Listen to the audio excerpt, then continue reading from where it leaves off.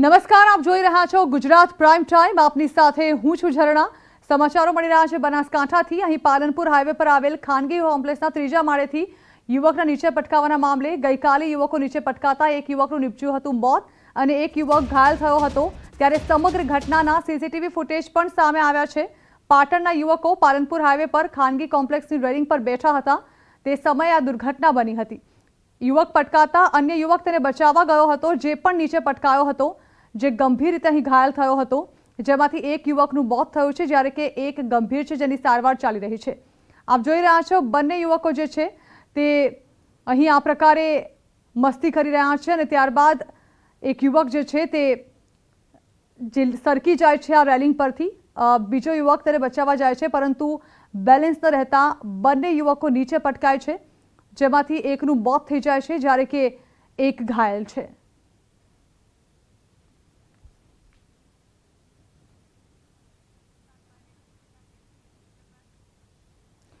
તો આખરે ભારે જહેમત બાદ સોમવારે સવારે વન વિભાગે સિંહણને ઝડપી પાડીને સકંજામાં લઈ લીધી છે।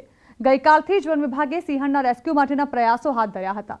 આતંક મચાવનારી આ સ્થિર મગજની સિંહણે 6 લોકો પર હુમલો કર્યો હતો। જિલ્લાના જાફરાબાદ તાલુકાના બાબરકોટ ગામ પાસે રવિવારે એક સિંહણે આતંક મચાવી 6 લોકો પર હુમલો કર્યો, જેના કારણે આખા પંથકમાં ફફડાટ ફેલાયો। આ અંગે વન વિભાગે જણાવ્યું હતું કે આ સિંહણ અસ્થિર મગજની છે, જેથી લોકોને ઘરની બહાર ન નીકળવાની પણ અપીલ કરવામાં આવી હતી। જો કે ભારે જહેમત બાદ આખરે સોમવારે સવારે વન વિભાગે સિંહણને ઝડપી પાડીને સકંજામાં લઈ લીધી છે। આ અંગે ગઈકાલથી જ વન વિભાગે સિંહણના રેસ્ક્યુ માટેના પ્રયાસો હાથ ધર્યા હતા। નોંધનીય છે કે સિંહણ સામાન્ય રીતે માણસ પર હુમલો નથી કરતી, પરંતુ જાફરાબાદ તાલુકાના બાબરકોટ ગામ પાસે રવિવારે વહેલી સવારે સિંહણે વન વિભાગના ટ્રેકર પર હુમલો કર્યો હતો। ત્યારબાદ ગામના 2 એસઆરડી જવાનો પર પણ હુમલો કરી ઈજાગ્રસ્ત કર્યા હતા। એસઆરડી જવાનો પરના હુમલા સમયે સિંહણ આક્રમક બની હતી। તેમની લાકડી વડે સામનો કરતા એસઆરડી જવાનો જીવ બચી ગયો હતો। સવારના સમયે હુમલાની ઘટના બન્યા બાદ સાંજના સમયે પણ સિંહણે 3 લોકો પર હુમલો કરી ઘાયલ કર્યા હતા। હુમલામાં ઘાયલ લોકોને અલગ અલગ હોસ્પિટલમાં સારવાર માટે ખસેડવામાં આવ્યા। જાફરાબાદ રેન્જના આરએફઓ વાઘેલાએ જણાવ્યું હતું કે અમારી ટીમ બનાવ સ્થળે છે અને સિંહણને જલ્દી પાંજરે પૂરવા માટે વિવિધ ટીમો બોલાવી કાર્યવાહી શરૂ કરવામાં આવી છે। તો આ સિંહણ માટે રેસ્ક્યુ ઓપરેશન કરવામાં આવ્યું હતું અને આખરે આ સિંહણને પાંજરે પૂરવામાં આવી। હિંમતે મરદા તો મદદે ખુદા, આ કહેવતને છોટાઉદેપુરના સાંકડીબારી ગામના લોકોએ ચરિતાર્થ કરી। નસવાડી તાલુકાના છેવાડાના ગામ સાંકડીબારીમાં લોકો 1 ટન વજનનું ટ્રાન્સફોર્મર ઉંચકીને ડુંગર વિસ્તારમાંથી મુખ્ય રોડ સુધી લાવ્યા। ભારે વરસાદના પગલે 15 દિવસ પહેલા ટ્રાન્સફોર્મર બળી જતા ગામમાં વીજ પુરવઠો બંધ થઈ ગયો હતો।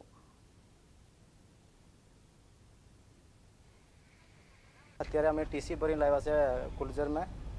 રસ્તાની એવી હાલત છે કે ત્યાં ચાલતો જવાની તકલીફ છે, હાલત છે। ત્યાં ભલે બને ત્યાં લાકડા બાંધીને સાંકડીબારથી ગુપ્પાથી ચોટીમર સુધી અમે ટીસી ઉચકી લઈ આવ્યા। પછી આ જીપમાં મૂકી પછી અમે અત્યારે નસવાડી સુધી પહોંચે। સાંકડીબારી ગામના લોકો છે અને એ જગ્યા ઉપર અત્યારે વરસાદના કારણે જે રસ્તાઓ ધોવાઈ ગયા છે, વ્હીકલ જઈ શકે, મોટા વ્હીકલ જઈ શકે, તો પોતાની મહા મહેનતે જેઓ લાકડાના ટેકાથી ટ્રાન્સફોર્મર બાંધીને ગાડીના સહારે અહીંયા અત્યારે કચેરીએ પહોંચ્યા છે। ટ્રાન્સફોર્મર આપીને આજે વીજ પુરવઠો ચાલુ થાય એવો પ્રયાસ કરીએ છીએ અને લાઇન સ્ટાફના અમારા જે લાઇન સ્ટાફ જે મિત્રો છે જે તે ગામના એમને પણ સૂચના આપી દેવામાં આવી છે કે ટ્રાન્સફોર્મર ચડાવી અને વીજ પુરવઠો યથાવત સ્થિતિમાં કરી। બનાસકાંઠામાં ગૌશાળા અને પાંજરાપોળના સંચાલકો ગાયનું વાછરડું લઈને ડીસા મામલતદાર કચેરીએ પહોંચી ગયા અને જિલ્લાની ગૌશાળા અને પાંજરાપોળ માટે અગાઉ જાહેર કરાયેલી 500 કરોડની સહાય તાત્કાલિક ચૂકવવા માંગ કરી। સહાય ન મળતા છેલ્લા 1 સપ્તાહથી તમામ તાલુકામાં ગૌશાળા સંચાલકો દ્વારા આવેદનપત્ર આપવામાં આવી રહ્યા છે। સંચાલકોએ ચીમકી ઉચ્ચારી છે કે 24 જુલાઈ સુધીમાં સહાય ચૂકવવામાં નહીં આવે તો 25 જુલાઈએ તમામ ગાયો કચેરી સામે છોડી દઈશું। સાથે જ ઉગ્ર આંદોલનની પણ ચીમકી ઉચ્ચારી। 500 કરોડ રૂપિયા આપે જે માત્ર ઘોષણા કરી છે એ કાગળ ઉપરની ન રહે અને અમારા સુધી, અમારા મુખ સુધી પહોંચે અને અમારો નિભાવ થાય એવી અપેક્ષા સાથે આજે ગાયો અને ગૌશાળાના પાંજરાપોળો સંચાલકો આવ્યા છે। આવેદનપત્ર આપ્યું મામલતદારશ્રીને ગૌ માતા લઈને, એક ગૌ માતા અને પછી 500 ગાયો અમે જેટલી ગાયો છે અમે ગૌશાળામાં છોડી દઈશું અને સરકારના સંમત અમે જઈને બેવા મળીશું। પાંજરાપોળ અને ગૌશાળા માટે કંઈક બજેટમાં જોગવાઈ કરેલી છે, એ મળવા સૌ પાંજરાપોળ અને ગૌશાળાના સંચાલકોની માગણી છે. સુરેન્દ્રનગરના લીંબડી ખાતે સુરસાગર ડેરી દ્વારા Amul milk micro ATM digital પેમેન્ટનું લોકાર્પણ કાર્યક્રમ યોજાયો, જેમાં મુખ્ય મહેમાન તરીકે કેબિનેટ મંત્રી કિરીટસિંહ રાણા, સહકાર રાજ્યમંત્રી જગદીશભાઈ વિશ્વકર્મા, ડેરીના ચેરમેન બાબાભાઈ ભરવાડ તેમજ ડેરીના ડિરેક્ટર સહિત મોટી સંખ્યામાં પશુપાલકો ઉપસ્થિત રહ્યા. કાર્યક્રમમાં દૂધ ભરતા જે સભ્યો મૃત્યુ પામ્યા હોય તેવા 44 વારસદારોને આકસ્મિક વીમા યોજના અંતર્ગત 1 લાખના અને 45,000ના ચેક વિતરણ કરવામાં આવ્યા. કાર્યક્રમમાં કિરીટસિંહ રાણાએ કેન્દ્ર અને રાજ્ય સરકાર દ્વારા સહકારી ક્ષેત્રે ઘડાયેલી રણનીતિઓને યાદ કરી.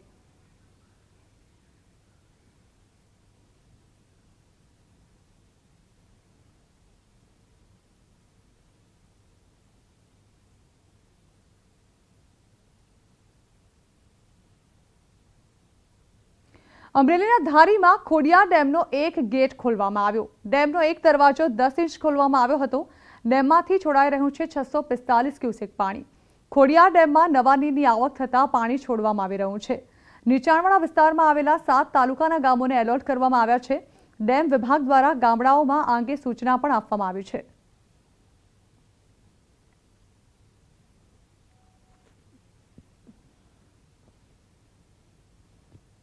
ગીર વિસ્તારમાં સારા એવા વરસાદને પગલે ખોડિયાર ડેમમાં પાણીની આવક ચાલુ હતી, જેના પગલે ડેમનું નિર્ધારિત રૂલ લેવલ જાળવવા માટે એક દરવાજો 10 ઇંચ જેટલો ખોલવામાં આવ્યો છે.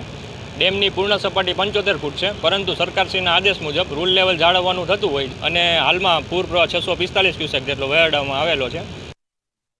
અમદાવાદના નવરંગપુરામાં 42 લાખની લૂંટની ઘટના સામે આવી. નવરંગપુરા બોર્ડર લાઇન નજીક આ લૂંટ મચાવવામાં આવી. 42 લાખ ભરેલી બેગને લઈને 2 શખ્સ ફરાર થયા. આંગડિયા પેઢીમાંથી રૂપિયા લઈ જતી વખતે આ લૂંટનો બનાવ સામે આવ્યો. તો 42 લાખ રૂપિયા ભરેલી આ બેગ લૂંટ ચલાવવામાં આવી છે. આરોપીઓ સામે પોલીસે તજવીજ હાથ ધરી છે. નવરંગપુરા બોર્ડર લાઇન નજીક આ લૂંટની ઘટના સામે આવી છે, જેમાં આંગડિયા પેઢીના 42 લાખ ભરેલી બેગ લઈને 2 શખ્સ ફરાર થયા. હવે તેમાં કોઈ જાણ ભેદું છે કે નહીં તે વિશે પોલીસ તપાસવા લાગી છે.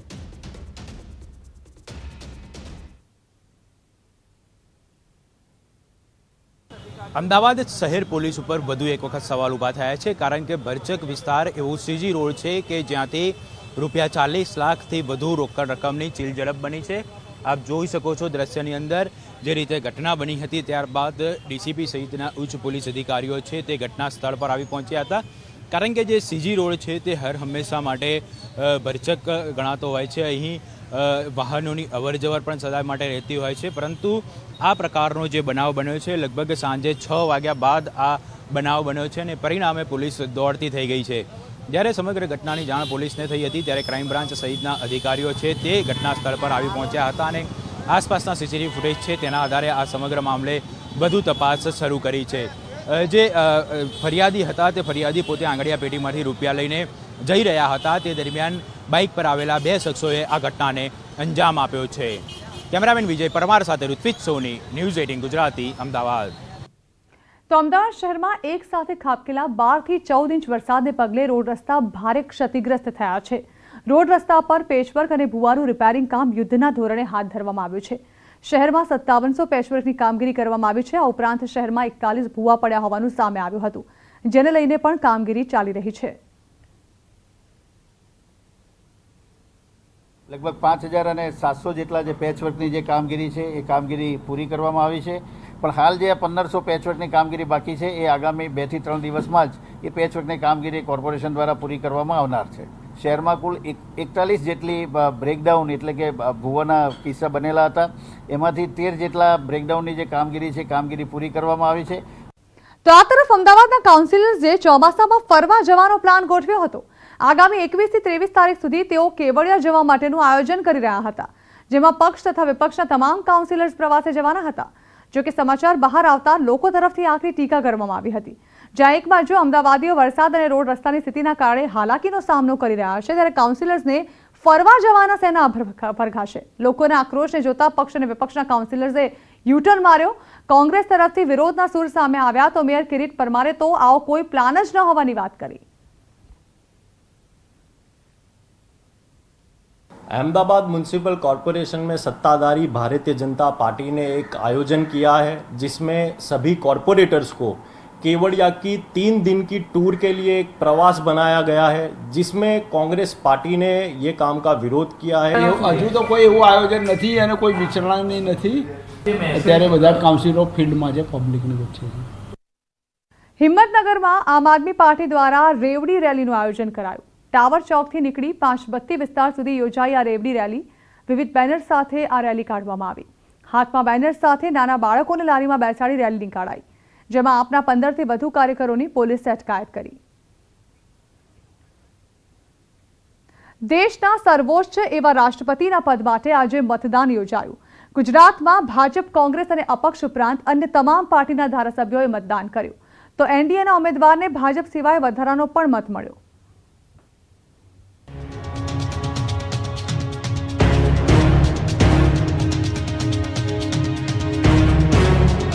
રાષ્ટ્રપતિને ચૂંટવા માટે સોમવારે દેશભરમાં મતદાન યોજાયું. દિલ્હીમાં સંસદ ભવનમાં પ્રધાનમંત્રી તથા ગૃહમંત્રી અમિત શાહે મતદાન કર્યું. ગુજરાતમાં પણ મુખ્યમંત્રી, નેતા વિપક્ષ સહિત તમામ મંત્રીઓ અને ધારાસભ્યોએ પોતાના મતાધિકારનો ઉપયોગ કરી લોકશાહીનું જતન કર્યું. એનડીએના ઉમેદવાર દ્રૌપદી મુર્મુને ભાજપના 111 ઉપરાંત એનસીપીના ધારાસભ્ય કાંદલ જાડેજાનો પણ મત મળ્યો.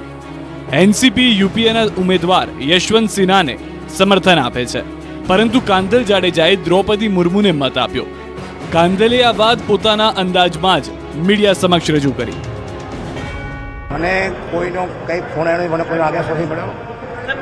મેં કોઈ ક્રોસ વોટિંગ નથી કર્યું. બરાબર, મારી વિચારધારા પ્રમાણે અને મારા દિલથી મારા જેને ભક્તિ હોય મેં મત આપેલો છે. મારે ગુજરાતમાં રહેવાનું છે, મારે ગુજરાત સરકાર પાસે કામ લેવાના છે. મારા બધા કામ સરકાર શ્રીમાંથી થાય છે. બરાબર, અને મેં આજે મારા વિસ્તાર માટે થઈને વિસ્તારના જે કાંઈ ભાઈ આપણે વિકાસના કામોને લઈને મારે વોટિંગ કરવાનું હોય છે ભાઈ. બરાબર, એ હું કરું છું ભાઈ.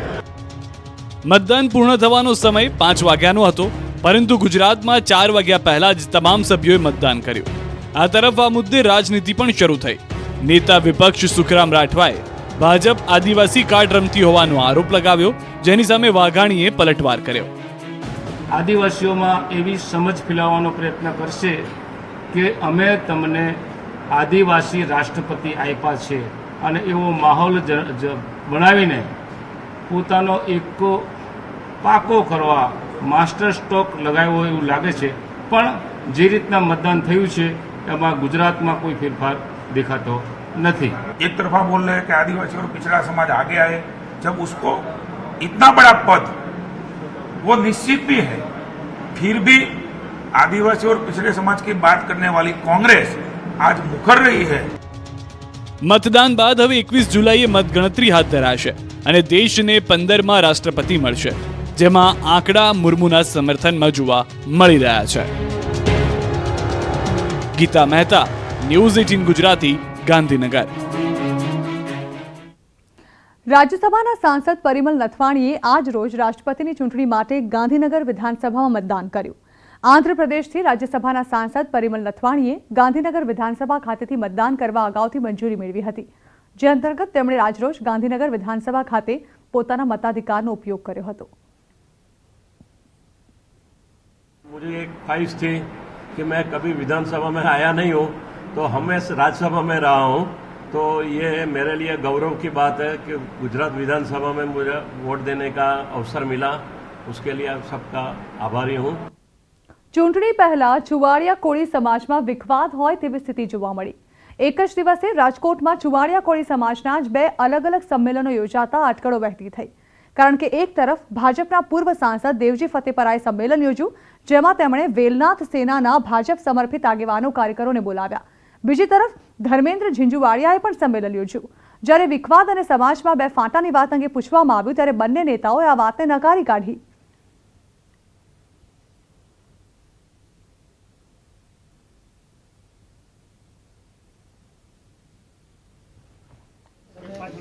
વેલનાથ સેનાના બેનર નીચે ભાજપ પ્રેરિત આ એક સૌરાષ્ટ્ર કચ્છની આગેવાનોની મિટિંગ રાખેલી છે, કોઈ મહાસંમેલન નથી। હતી અમારી કાર્યકરોની મિટિંગ, આ કોઈ મહાસંમેલન નથી, અને એ પણ ભાજપ પ્રેરિત જે ભાજપની વિચારધારા હોય એને જ અહીંયા કાર્યકરોને અમે બોલાવ્યા છે। એ રાજકીય એક મીટિંગ છે અને આ એક સન્માનનો કાર્યક્રમ છે.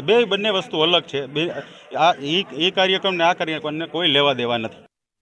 હવે રાજકોટ સહિત સમગ્ર સૌરાષ્ટ્રવાસીઓને રામના જીવન પ્રસંગોને જાણવા માટે 1580 કિલોમીટરની યાત્રા નહીં કરવી પડે, કેમ કે રાજકોટમાં 14 કરોડના ખર્ચે 47 એકરમાં રામ વનનું નિર્માણ કરવામાં આવી રહ્યું છે, જેમાં દર્શાવવામાં રામના જીવન ચરિત્ર અને રામના જીવનના જુદા જુદા પ્રસંગો આવશે.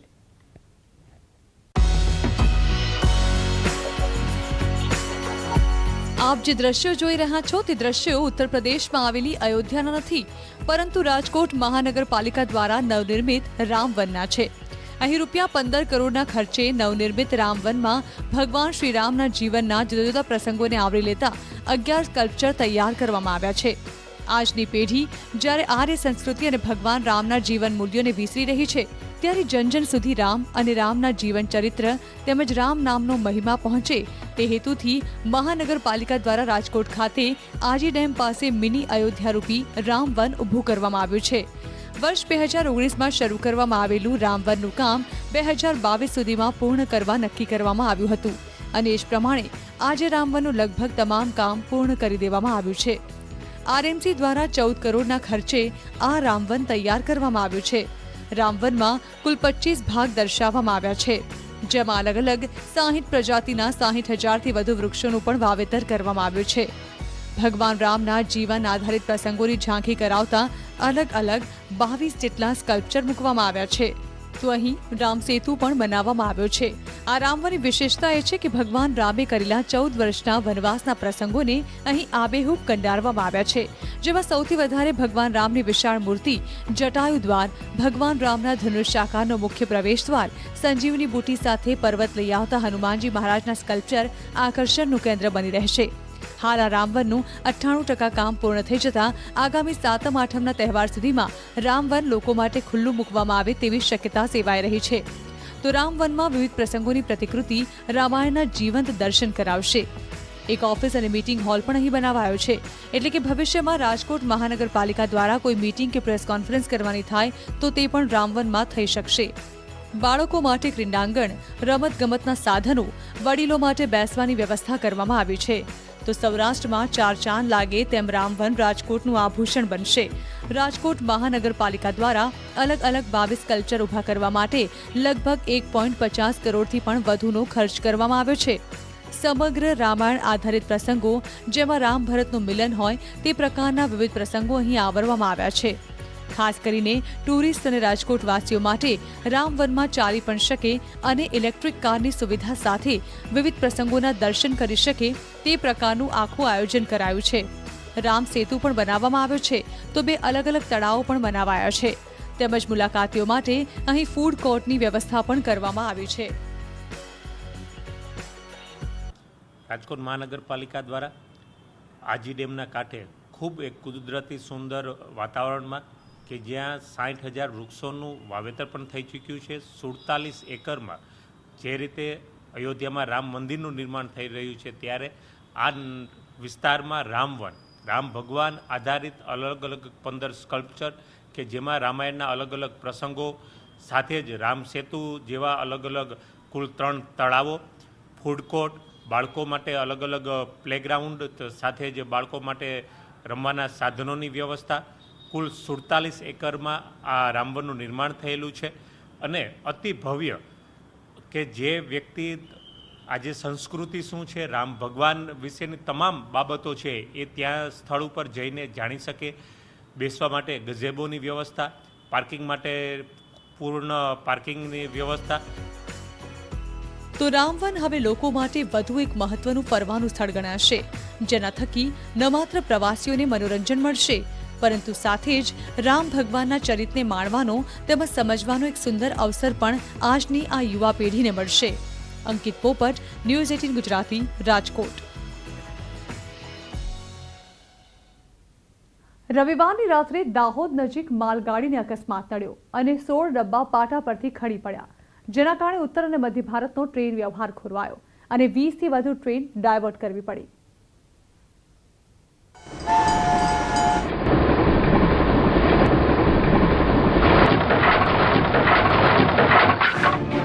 પાટા પરથી ખડી પડેલા માલગાડીના 16 ડબ્બા, વેરાઈ ગયેલા ટ્રેનના વ્હીલ, વેર વિખેર વીજ લાઈન. આ દ્રશ્યો દાહોદના મંગલ મહુડીના છે, જ્યાં મોડી રાત્રે 1 વાગે અચાનક જ માલગાડીના 16 ડબ્બા પાટા પરથી ખડી પડ્યા અને એકબીજા પર આ રીતે ખડકલો થઈ ગયો. માલગાડી ખાલી હોવાથી કોઈ મોટી દુર્ઘટના અને નુકસાની ટળી, પરંતુ ટ્રેનના વ્હીલ અને તૂટેલા ટુકડા ઘટના સ્થળેથી 1.5 કિલોમીટર દૂર વિખરાયેલા દેખાયા. ટ્રેક પર જ માલગાડીના ડબ્બાનો ખડકલો થઈ જતા દિલ્હી મુંબઈ ટ્રેન સેવા અત્યંત પ્રભાવિત થઈ. માલગાડી અથડાતા ટ્રેનની 25,000 મેગાવોટની વીજ લાઇનના વાયર અને પોલ પણ ક્ષતિગ્રસ્ત થયા. 100 કિલોમીટર પ્રતિ કલાકથી વધુની ઝડપથી પસાર થઈ રહેલી ટ્રેનના એકાદ ડબ્બાના વ્હીલ અચાનક લોક થઈ જતા આ અકસ્માત સર્જાયો હોવાનું અનુમાન છે.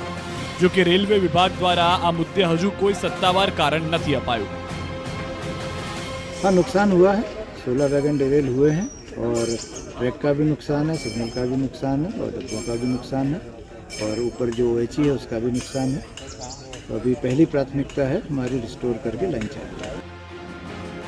અત્યંત વ્યસ્ત રહેતા આ રૂટના ટ્રેક પર જ અકસ્માત થયો હોવાથી અહીંથી પસાર થતી 2 ડઝનથી વધુ ટ્રેનને વાયા અજમેર ચિત્તોડ તરફ ડાયવર્ટ કરવાની ફરજ પડી.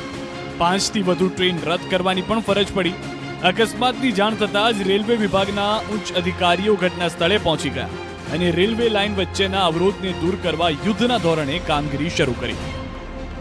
रतलाम से ट्रेनों को डाइवर्ट किया गया है. रतलाम से चित्तौड़, अजमेर और अहमदाबाद से बड़ौदा की तरफ से ट्रेनें निकाली जा रही है और जो दूसरी बॉम्बे से जो आने वाली ट्रेनों को भी अहमदाबाद, पालनपुर, अजमेर, चित्तौड़ होके और रतलाम होके निकाला जा रहा है. અકસ્માતના કારણની તપાસની સાથે સાથે હાલ તો રેલવે વિભાગ એ દિશામાં કામ કરી રહ્યો છે કે અવરોધાયેલો રૂટ કઈ રીતે પૂર્વવત થાય. સાબિર ભાભોર, ન્યૂઝ 18 ગુજરાતી, દાહોદ. તો જૂનાગઢ જિલ્લાના કેશોદ અને માંગરોળ ઘેડ પંથકમાં વરસાદને પગલે ભારે નુકસાન થયું છે. ઓઝત, મધુબંતી અને સામરી નદીના પૂરથી થયેલા નુકસાન માટે સર્વે કરવા માંગ કરાઈ છે. રાજ્યકક્ષાના પશુપાલન મંત્રી દેવા માલમે કૃષિ મંત્રીને પત્ર લખી સર્વે કરાવવા માંગ કરી.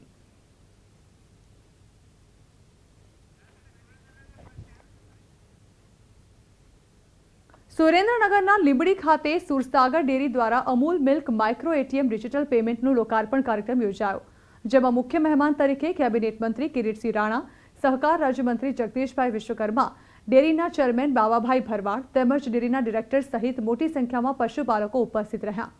કાર્યક્રમમાં દૂધ ભરતા જે સભ્ય મૃત્યુ પામ્યા હોય તેવા 44 વારસદારોને આકસ્મિક વીમા યોજના અંતર્ગત 1 લાખના અને 45,000ના ચેક વિતરણ કરવામાં આવ્યા. કાર્યક્રમમાં કિરીટસિંહ રાણાએ કેન્દ્ર અને રાજ્ય સરકાર દ્વારા સહકારી ક્ષેત્રે ઘડાયેલી નીતિઓને યાદ કરતા જણાવ્યું કે રાજ્યના પશુપાલકો દૂધ ઉત્પાદન અને આર્થિક ઉપાર્જનમાં સતત વધારો કરી રહ્યા છે. તેમજ ગુજરાત દૂધ ઉત્પાદન ક્ષેત્રે સમગ્ર દેશમાં અગ્રેસર રાજ્ય બન્યું છે. ઉપરાંત દૂધ ઉત્પાદકોના હિતમાં આ વર્ષે ₹100 કરોડ 21 લાખના ભાવ વધારાના નિર્ણયને પણ મંત્રીઓએ વધાવ્યો હતો. તો આ સાથે જ ગુજરાત પ્રાઇમ ટાઈમ અહીં સમાપ્ત કરીશું અને વધુ સમાચારો વિસ્તારથી જોવા માટે આપ જોતા રહો ન્યૂઝ 18 ગુજરાતી.